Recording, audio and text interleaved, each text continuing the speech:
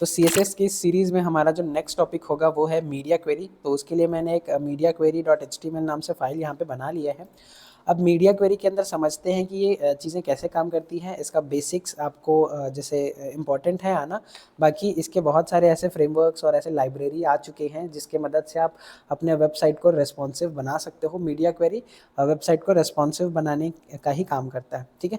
तो ऐसे बहुत सारे लाइब्रेरीज़ वगैरह है हमारे पास, जैसे बूटस्ट्रैप और भी जैसे कंपोनेंट्स यूज़ करोगे तो बहुत सारे आपको लाइब्रेरी ऑलरेडी मिलते हैं रिस्पॉन्सिव करने के लिए। तो आपको मैनुअली वो लिखना तो पड़ता नहीं है, लेकिन आपको फिर भी थोड़ा थोड़ा बेसिक उसका आना ज़रूरी है।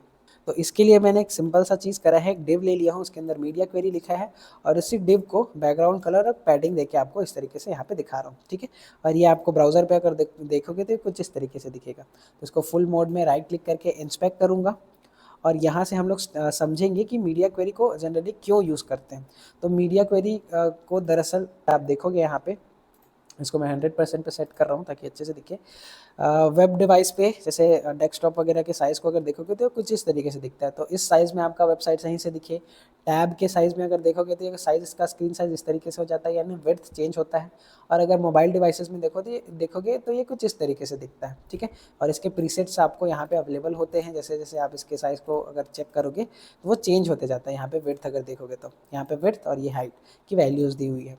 तो ये अलग अलग डिवाइस के अलग अलग साइजेज़ हैं, इसको आप मैनुअली देख सकते हो। बाकी इसी चीज़ को हम लोग रिस्पॉन्सिव करते हैं ताकि हमारा वेबसाइट जो है सारे डिवाइसेस के अंदर अच्छे से परफॉर्म करे, अच्छे से उसका जो हम लोग लेआउट बनाए रहते हैं वो सब सही से आपको वहाँ पे दिखे। तो अब मैं क्या करूँगा, इसको जैसे मीडिया क्वेरी अप्लाई करने के लिए सिंपल सा यहाँ पे जैसे डिव लिखा हूँ तो ये कुछ इस तरीके से दिख रहा है। इसका बैकग्राउंड कलर स्काई ब्लू का है। अब फॉर एग्जांपल मान लो कि मुझे टैब वाले डिवाइस पे, यानी इस जगह पे इसको काउंट कर लेता हूँ 600 पिक्सल।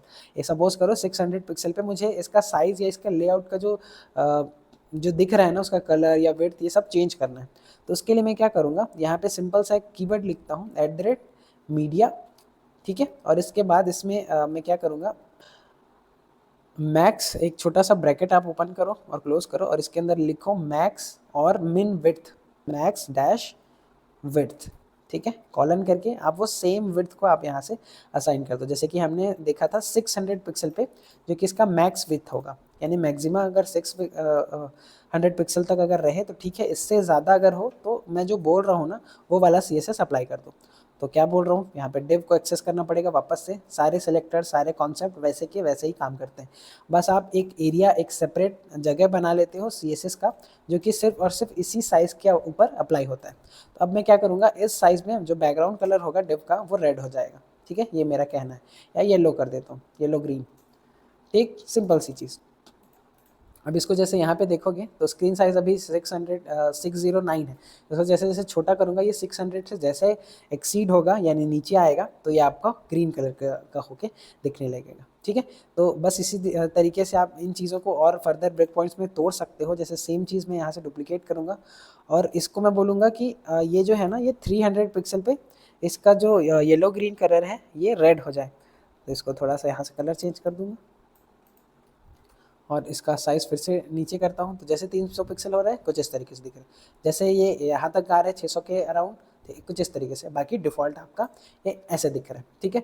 तो ये हमारा बेसिक है। इसी तरीके से सारा चीज़ वर्क करता है। आप लेआउट्स को कैसे शिफ्ट करते हो, जैसे फ्लेक्स बॉक्स अगर बनाया है तो कब उसको कॉलम में चाहिए, कब उसको रो में चाहिए, ऐसे कर करके आप पूरा मीडिया क्वेरी यहाँ पे अप्लाई करते हो। तो मीडिया क्वेरी में मेरे ख्याल से और कुछ जानने वाली चीज़ नहीं है, बस इतना ही है। आप अपने स्क्रीन साइज़ के हिसाब से कस्टमाइज़ करके डिवाइस को यहाँ पे लिखते हो, ठीक है।